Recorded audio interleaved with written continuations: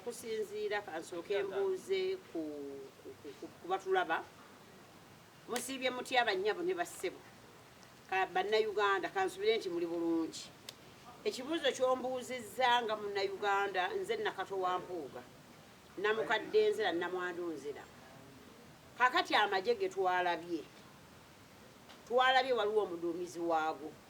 ng'era ali eno paleedi eri eno saluti zaafuuse sabuti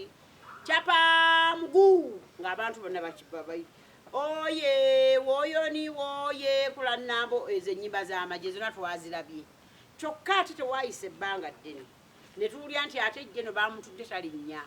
eyabadde akulidde gundi eyo paleedi ezo njagala kugamba bannayuganda bamaama b'abaana bakyala b'abaana abo ababeera mu paleedi ezo kino ngenda kibategeeza nga muzadde manyi nti ebivumo bibaawo mmanyi okuyomba lwakuba mbeebaza muyomba bwe mundaba bannange Uganda weetuuse ekambuwadde